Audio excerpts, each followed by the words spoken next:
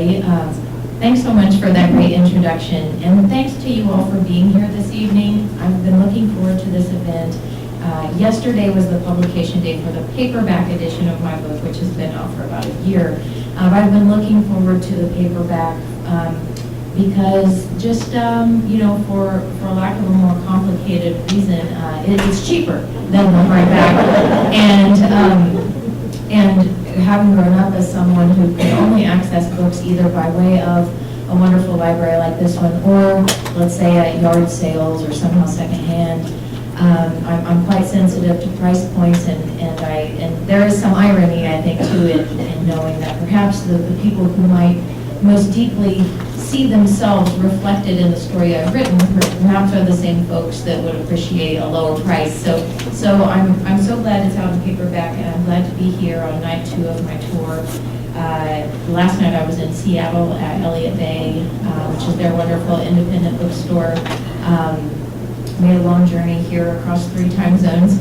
I've been looking forward to this stop in particular because every time I mentioned that this was on the path, that people raved about this library specifically. It is my first time here. I've been to Ohio, and as she mentioned, I'm a fan already of the broader state, but been looking forward to seeing this library. I didn't know you had a John Brown trove. That was a real treat for me. I'm quite a student of Kansas history, which is very much tied up in Civil War history, specifically pre-Civil War history, which John Brown was, of course, a pivotal role in, caused some controversial trouble in my parts.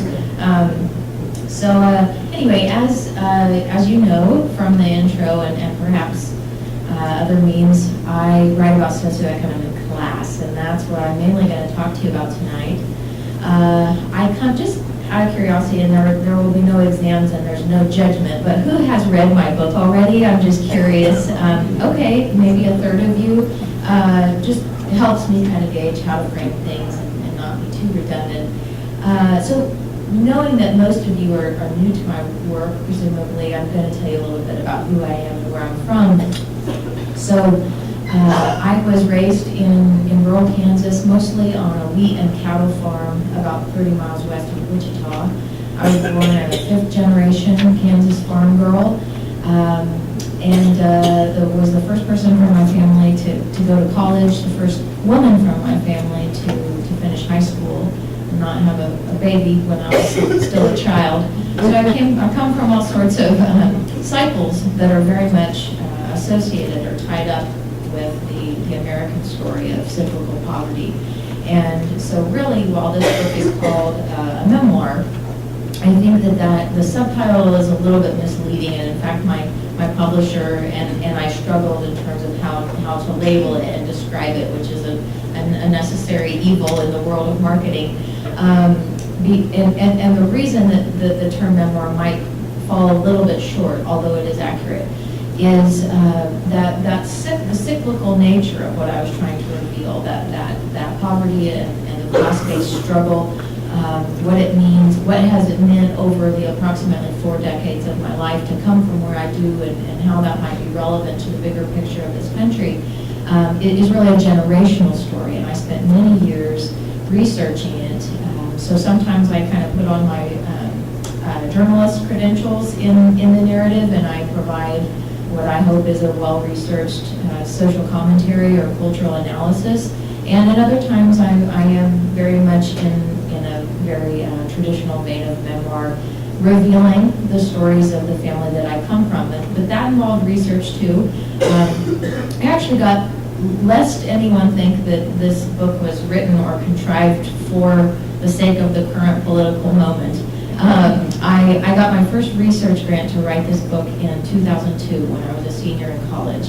And I spent about 10 years toiling on the research and the writing.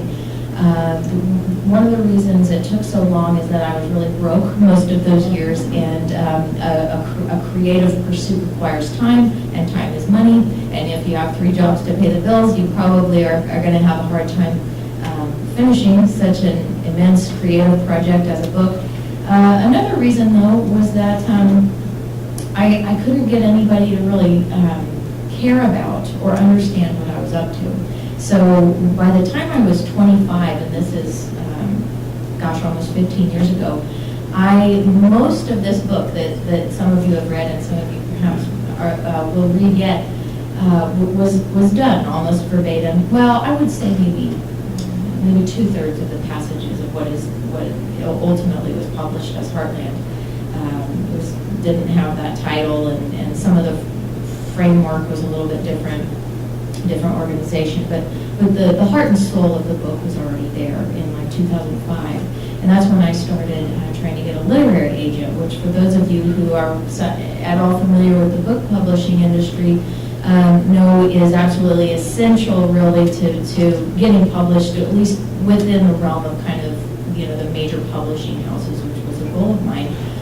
And I would hear from agent after agent, you're a good writer, you're really good with a turn of phrase, but I'm not sure why this would matter to readers. And so what was going on, and this again is a piece of the puzzle of why it took so long for the project to come to fruition, is that this country was not yet ready to talk about the thing that I was writing, which is our class structure. As of a little presidential election you might have heard of in 2016, all of a sudden there is a national media that is hungry for stories about where I come from, and attempting, often in a fumbling manner as far as I'm concerned, to understand and analyze it. I should add that my book is not remotely a polemic. It has no overtly political intention. But it is a testimony to a world and a realm of American existence that has been left out of the American conversation by design and for perhaps classist reasons for a long time. So long, in fact, that a real social fissure was created, and that is now wreaking havoc in our public domain. So anyway, a little bit more, that's kind of how the book came to be. I got the book deal, by the way, in 2015, so it was before that little political earthquake I just mentioned, but it came out a year ago, and it's been wonderful and heartening to travel the country and actually the world, talking to people about the issues within the book, because what I find is we're in this social media moment where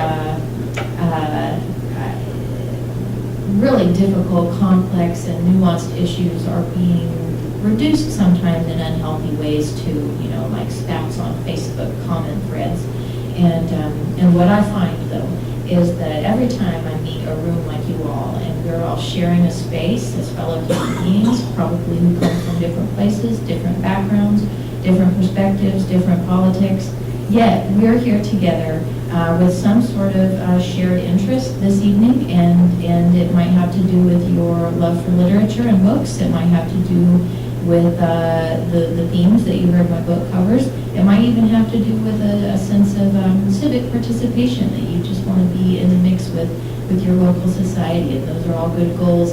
And it's been heartening at such a moment of disheartening political discourse for me to bring this story into rooms like this and feel the decency and respect among all of you. So thanks again for having me. A little bit more about where I'm from. I mentioned that I grew up raising wheat and cattle. We had hogs, chickens, a goat that didn't really serve any purpose other than tearing stuff up. It was, I see headlines now about, I've been fortunate to be widely reviewed now as a book author, and the headline is usually something along the lines of, she grew up poor or in the depths of poverty, and that is true by every financial measure and economic measure that we use in this country.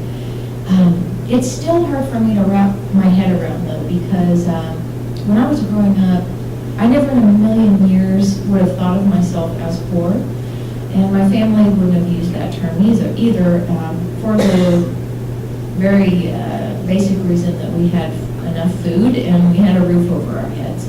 And as far as, and we knew people who didn't. And there were moments actually in my life when those things were quite tenuous, specifically my very early adulthood when I was that first generation college student going off on my own, financially independent at age 17. There were a few years in there where I saw and understood firsthand what it means to not be able to afford basic necessities.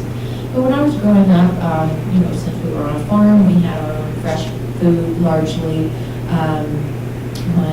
The men in my family, including my dad, were very handy construction worker types. The women too, I should add. So in that way, we could kind of fix the things that broke, and that in a way that we wouldn't have been able to afford someone else's help. So there were some ways actually in which that the kind of rural aspect of our poverty was a blessing within the broader context of economic deprivation, in some ways we could do for ourselves. So I didn't quite, and I should add too, that the way that I experienced that moment, I was a child in the 80s and an adolescent in the 90s.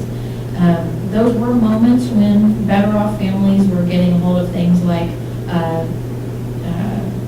cable television, CNN, into the 90s then, the internet, computers even before that. We didn't have none of that stuff. And while that was, a mark of our class and of our lack of economic status, it was also perhaps some ways a blessing in that those were the media through which I might have come to understand how little we had and how truly, I guess, sort of screwed we were in some ways. I didn't know it.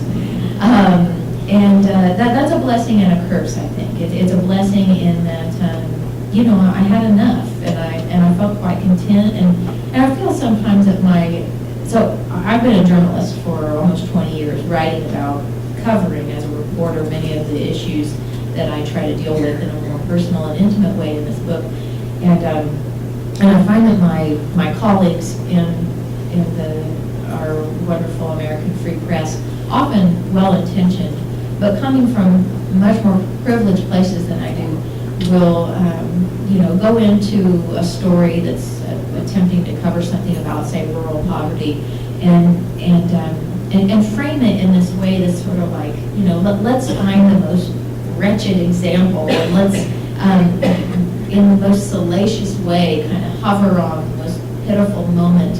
And there's a term for that, poverty porn, that you might have heard of. That's quite disturbing and troubling for me, because what that does, while it might be bandied as somehow representing some sort of concern for the story and the people therein, what's really going on is a dehumanization of those people and a reduction of their lives to usually a very political framework or some sort of abstract issue that makes that world feel very one-sided. And in fact, it's a complicated and sometimes even beautiful reality. You can be poor and also have laughter and love and fullness in your life in other ways. In fact, I would argue that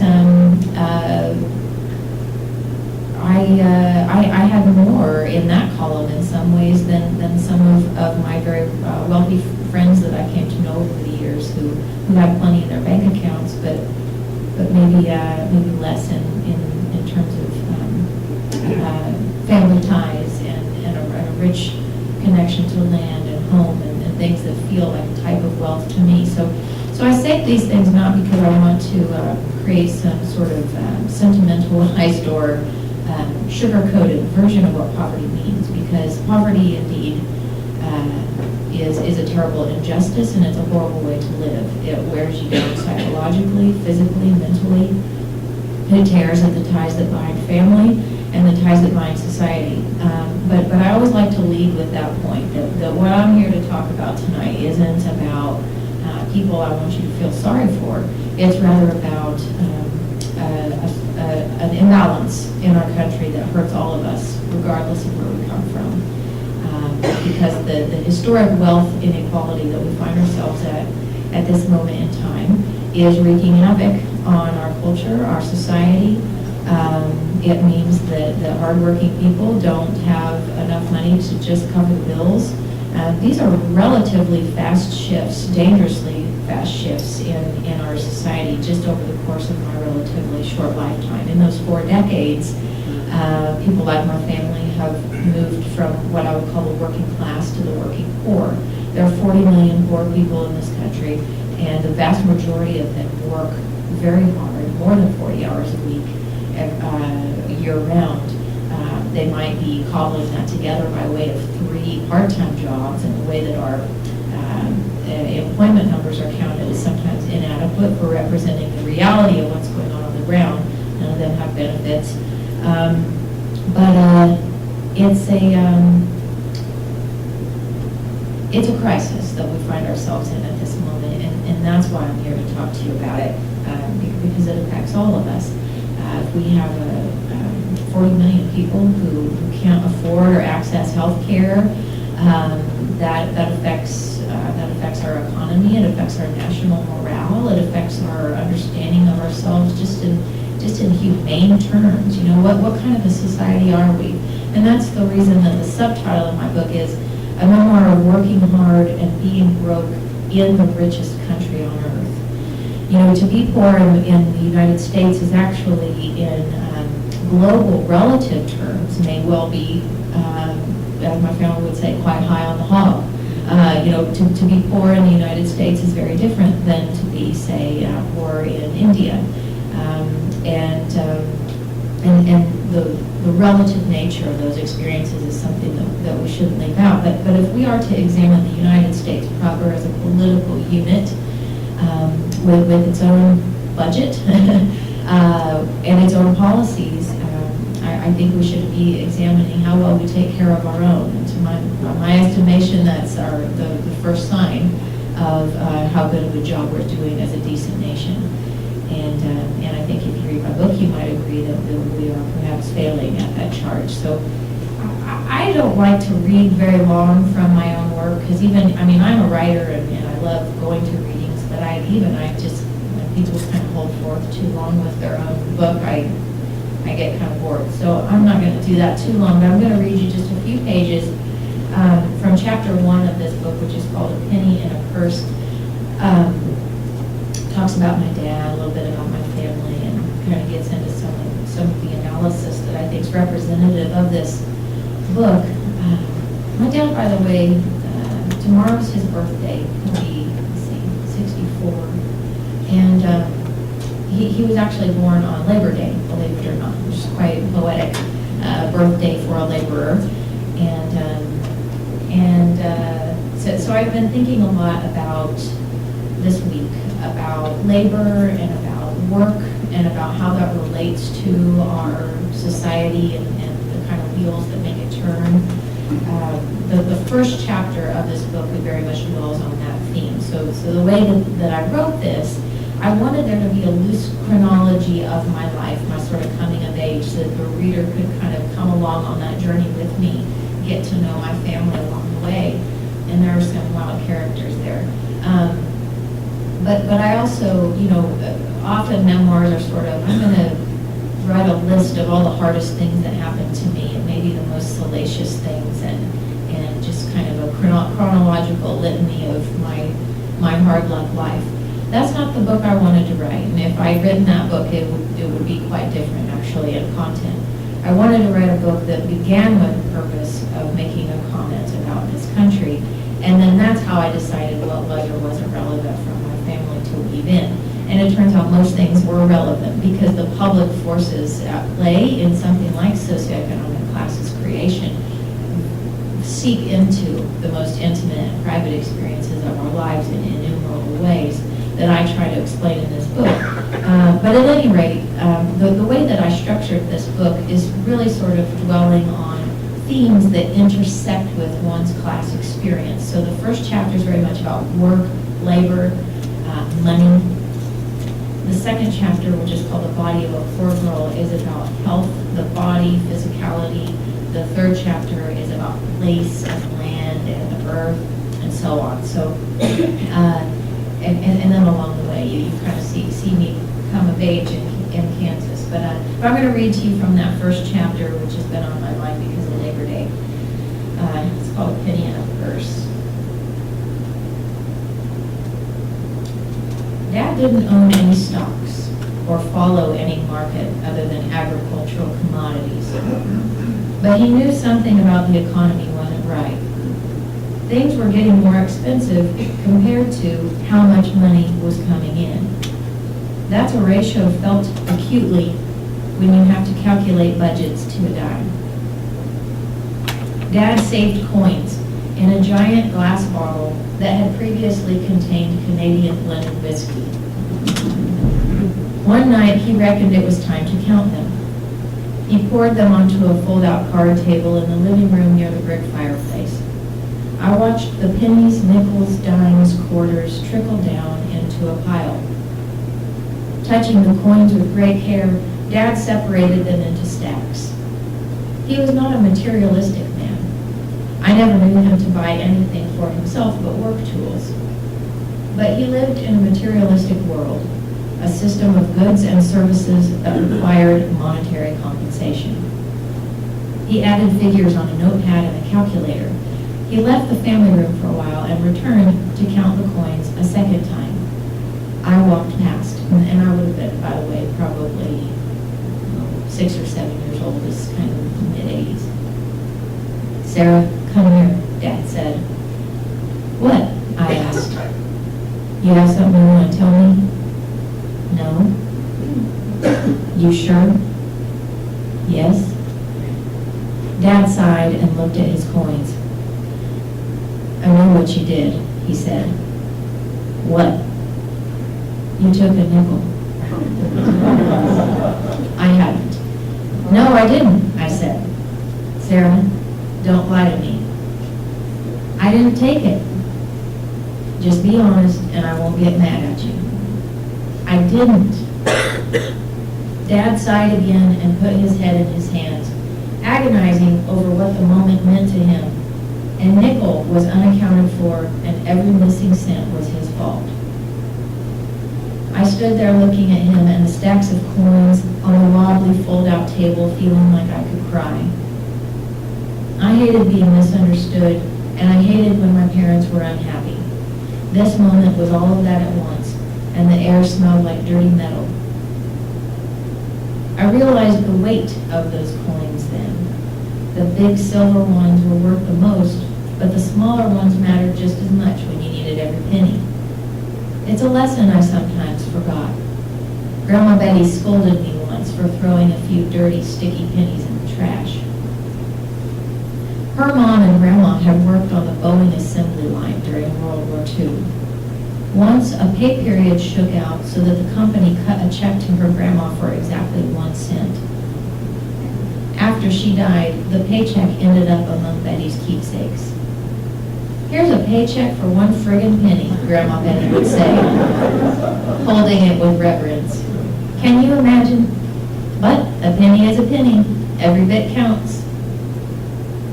Currency values used to be based on a gold standard, Dad would explain when I was a little older, but now they were based on nothing tangible.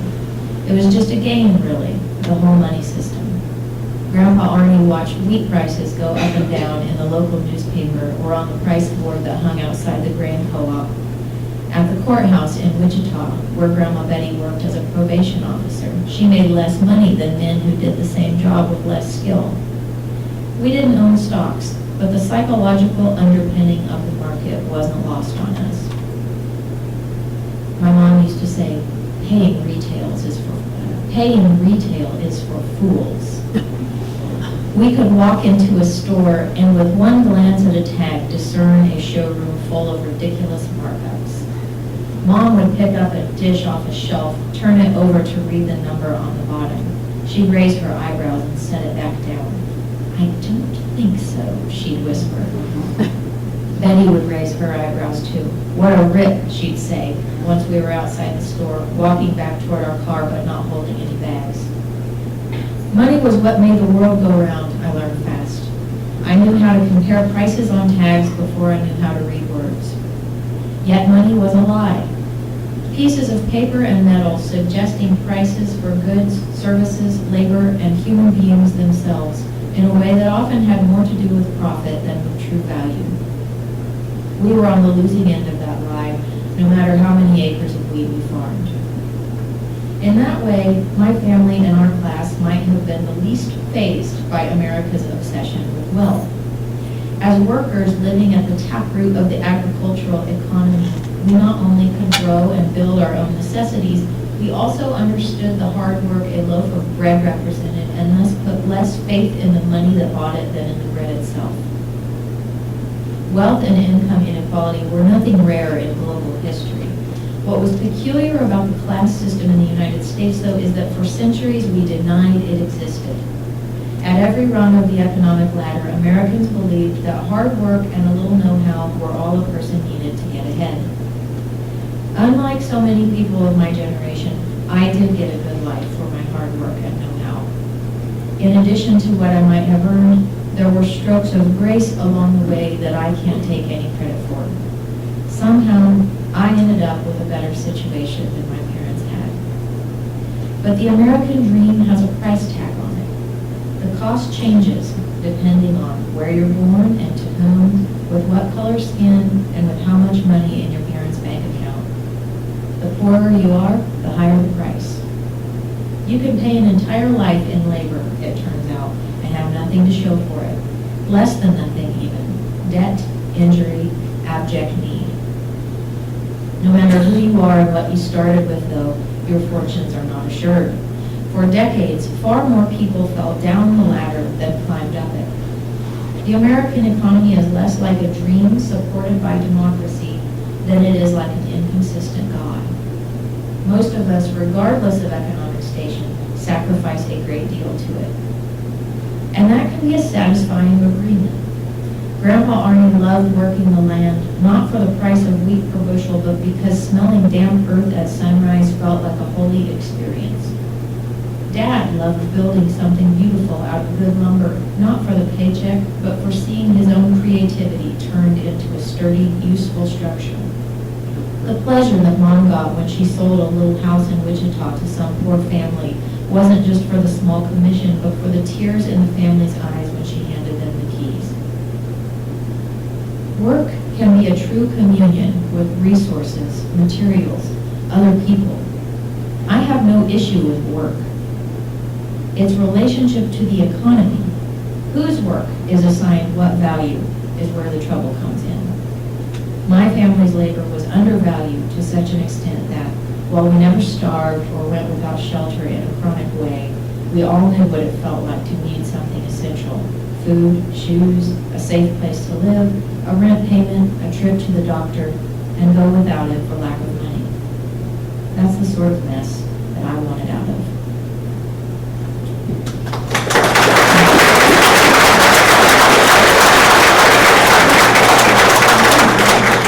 Thanks very much. So we've got several minutes. I would love to be in conversation with you all. Let's talk about this stuff. Feel free to ask me a question, or if you feel inspired to share a story of your own, I'm good with that too. There was the first hand right there. If do you mind standing up so the people can hear you? Oh. You've had certain experiences in your life as you mature and became really attentive college. And your family reacted to that. Right. In the same manner that was situated today. In today's age, with that family,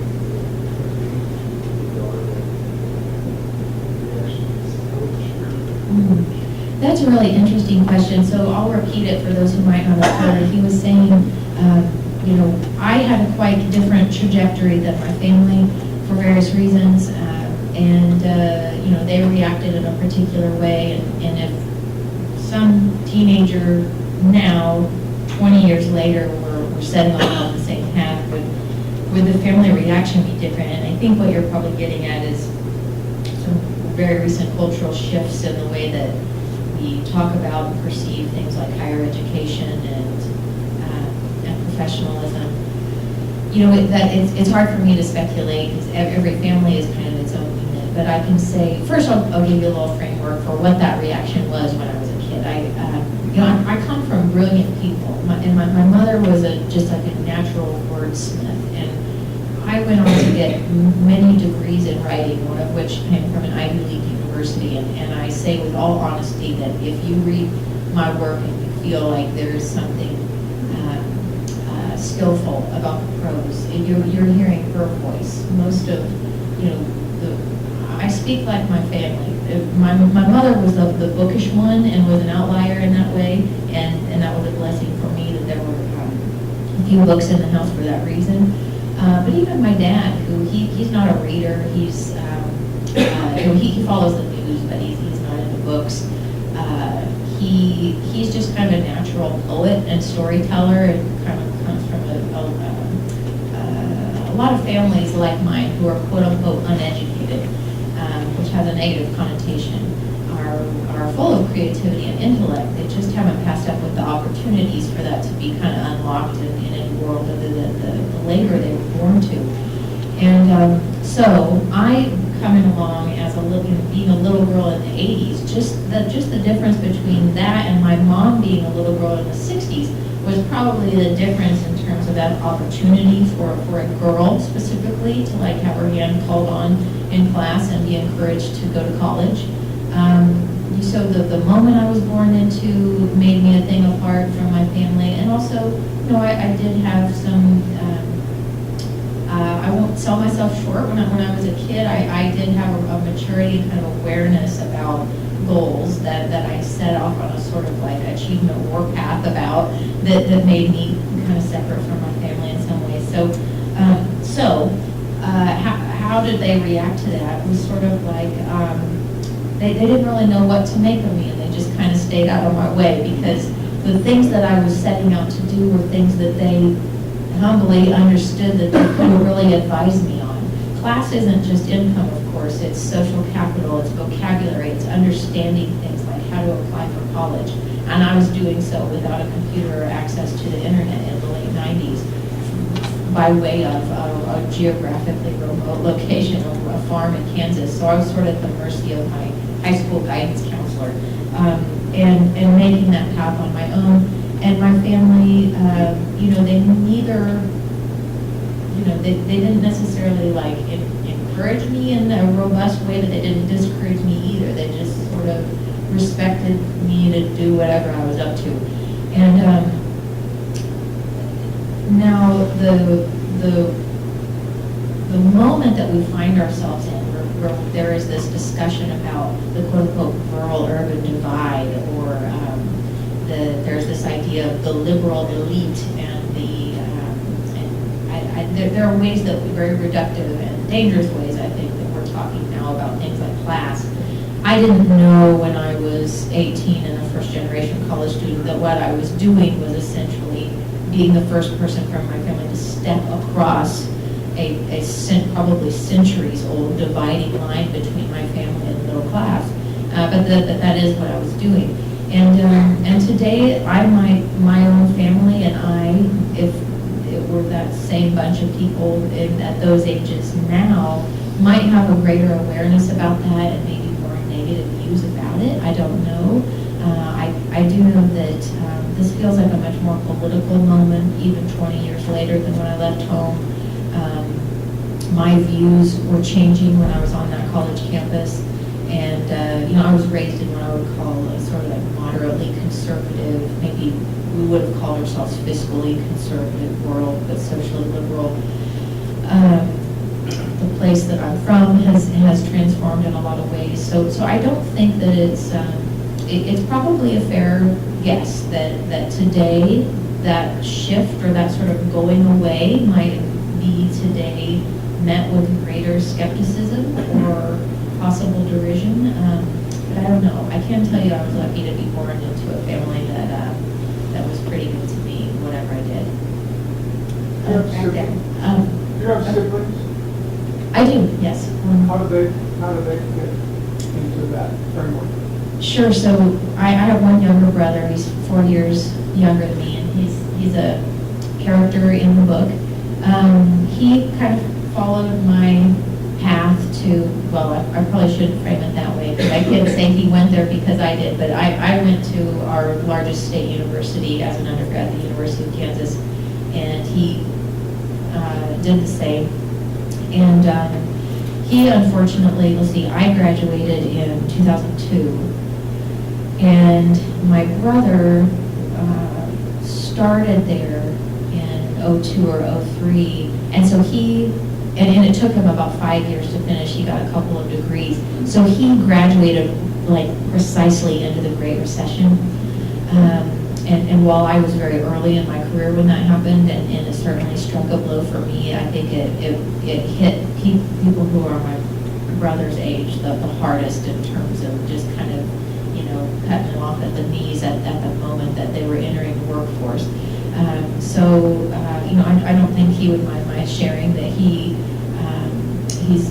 got a bunch of student debt like a lot of people. I actually wrote an essay with his blessing, by the way, for a literary magazine called the Virginia Quarterly Review, VQR, about how for literally like 10 years, including his college years and then beyond, he would go to these for-profit plasma donation centers, some of you might be familiar with, and sell the plasma out of his veins for enough money just to buy gas and get groceries to get to his low-paying jobs.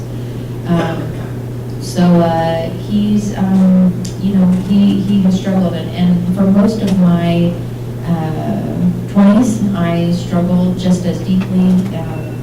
It's really, by the way, having a best-selling book doesn't make most people rich. It doesn't make me. Now, I still have some student debt myself, but I don't have anything to complain about, and I feel for the first time, let's see, I'm 39, and I do feel right now stable, and like things are okay, and I know that the bills are going to be paid, and unfortunately, my brother's probably more representative of people around our age where we come from, where for them that's not the case. Yeah. I'm going over some of the different generations, but when I was in college, there were times of LBJ and exposed to the poverty and other American poverty. More people feel seen now, there's this big contrast.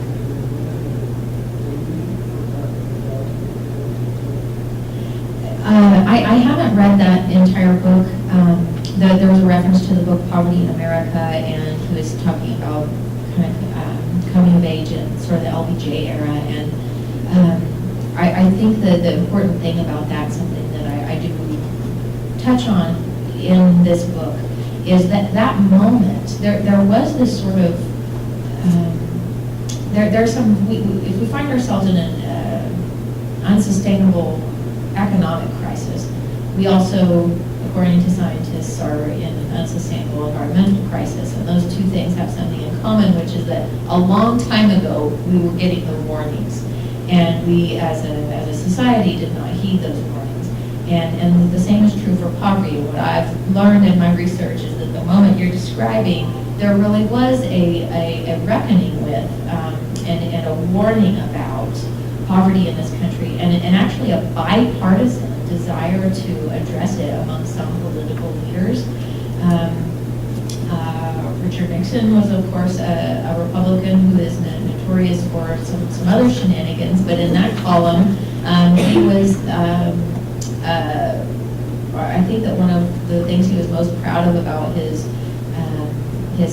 time in office was the reduction in basically the number of hungry people in this country due to federal efforts to ameliorate hunger, specifically among American children. And so I think that there was that moment, and like I said, it was across the aisle. Jimmy Carter was deeply concerned with poverty. Comes from a place not so different than my own, peanut farmer in Georgia, of course. So there was a moment when this was part of the national conversation. My grandmother so I had a very young mom and a very young grandma, so that's why I had a grandma who was a teenager in the 60s. And she talks about this moment as like a 16-year-old new mom to my future mother. Going on the dole, as she would say, there was this moment where she, the very violent father of her baby she had fled. There was very little economic opportunity for women at that moment. She didn't have enough money to take care of her baby, and she got on public assistance for a time. And she was talking to me about how the attitudes at that moment were quite different about just a kind of concept of a social safety net in terms of just our cultural concept of what that means. So 1990s quote-unquote welfare reform, which, by the way, the Democratic Party was very much at the helm of, shifted those sorts of programs to have a very punitive sense about them. So I think that I see that moment in time as a spot where we could have done better. I talk in my book about Jimmy Carter gave a speech that's often referred to as a crisis of confidence speech in 1979. He gave this speech just a few months before I was conceived, and it was basically a warning across television sets that some of you might remember what he was saying. It was amid the petroleum shortage and the kind of oil crisis of the late 70s, and he was saying we've got to stop this hyper-consumerism and worshiping the idol of wealth as a nation, because it's unsustainable, and the sort of greed that we see burgeoning is driving us toward a very dangerous place. We sure didn't listen if you look at the 1980s, the decade that followed, which is kind of like the most notorious decade of the 20th century for its excess, perhaps just rivaled by the 20s. Yeah. So anyway, that's a long answer, but appreciate the question. Yeah. What are the forces, have you thought about the forces that cause the distribution of wealth in this country? What include the Yeah, so the question is, what are the forces involved in the way that wealth is distributed in this country? And I'm not an economist. I actually did almost major in economics as an undergrad because I loved that gen ed that I took so much. But I ended up writing about it as more of a reporter and giving personal testimony and trying to talk, in lay terms about it in an informed way. And the best that I can come at that question is to say that, well, first of all, we must acknowledge that the way that wealth is distributed is not by accident. The American economy is designed to do exactly what it has done for the last 4 decades, which is, in my estimation, underpay workers like the family that I just read about, and undertax those who are reaping the greatest financial rewards from that labor. And so those are probably the 2 pieces of the puzzle that allow the wealth to then flow upward. I personally don't feel like that's a political statement. Depending on your views, you might see it as such and disagree with me. But I often say, when people say, how do we fix poverty? And there's all this hand-wringing, and I just say, fix the tax policy and pay people more money. The sort of things like public assistance are essential in the meantime. But what I'm after is not a country where we've got a bunch of programs where people have to apply for help.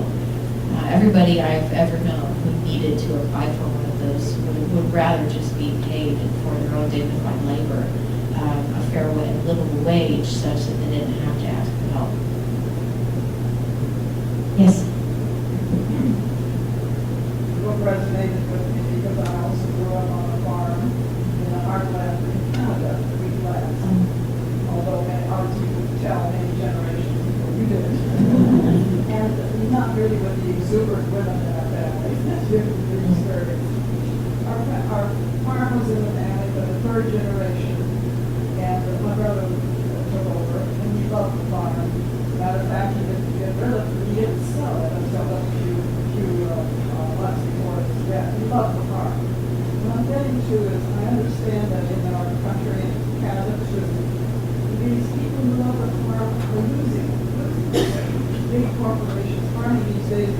housekeepers, you've been in country. Can you speak to the experiences of what those people are experiencing? Sure. So in case you didn't hear, she's a fellow farm girl from the wheatlands of Canada, and as a third generation farmer, her brother held on to that farm for a long time,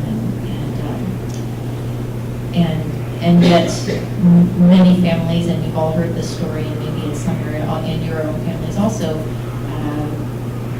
many families haven't been able to hold on. They've lost the family farm has gone under. So I write about this in my book.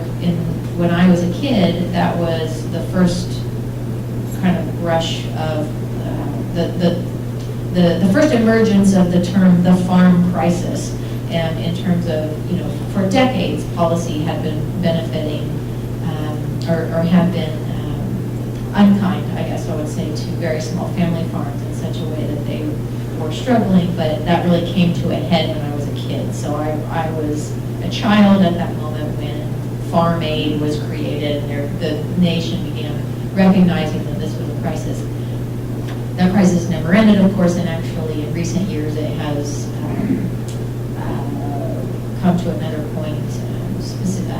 There's a very particular crisis among dairy farmers in recent years, and all sorts of small ag operations. But the question was to speak to that experience and what that's all about. I actually have, if any of you like to listen to audio or podcasts or radio, I just created a 6-part series called The Homecomers that I executive produced and hosted, where I'm interviewing people who are fighting for those places that the economic times are kind of sort of forcing them to leave. So often farms go under because the family says, this is economically untenable. We wouldn't even wish this on you, son and daughter. And so they go off to the city or whatever. And that's been going on for many decades. Rural places have actually been losing population since the Industrial Revolution. So it's not really a new story. But it is a particularly acute one right now. And but one of the women that I talked to is an expert on mental health in agricultural spaces. And she reported a couple of years ago on very disturbing numbers about suicide among farmers, specifically small farmers who are facing the same struggle that you just articulated. And her story got a lot of attention and actually has created some federal and state level policy to create funding resources and help suicide hotlines that are specifically geared toward rural spaces for various reasons. One, the isolation of that life can make you particularly vulnerable if you are facing the sort of economic stress that comes with potentially losing the farm and the land and the way of life that your family has known for generations. That's a quite heavy burden to bear. And in addition to that, geographic isolation often, and I don't mean to generalize, but often those cultures can be very stoic in terms of the way that they deal with, conversing about very personal problems. And that was certainly true for where I grew up. And so it's in that interview, this woman was talking about how it's not just an economic issue, it's a downright spiritual issue for the people who, it's not just losing a job, which many of you in this room I'm sure know firsthand is hard enough, getting laid off. It's a loss of a way of life, and it's a loss of a piece of American history. It's a loss of stewardship over land. It couldn't go deeper to the marrow, and so that's one of many reasons that this is something I care deeply about, and created that podcast called The Homecomers to shine a light on the people that are trying to address issues like that. You know what, we're out of time. Let me take one more question, and then I'll hopefully see some of you all in the waiting line. The woman there in the black polka dots, yeah. I just wanted to mention that it really hurts me to see what is happening to farms and farmers, because they not only put so much hard work into what they're doing, but the love they put into the crops and the land. And it doesn't happen on the commercial farm. there's not the caring that there is with the individual farmers. So it really hurts me, and it's happening in Ohio, to a tremendous extent. Trying to keep grocery prices down, but yet the people that own whatever, whether it's the chain of grocery stores, whatever, the presidents of the universities, all their pay is skyrocketing, but yet we're trying to keep the grocery prices down, the farmers' income down, and it just seems so unfair. Agreed. I think that's a good point to end on, and I talk about those very themes in Heartland. So thank you all for coming this evening. This has been wonderful.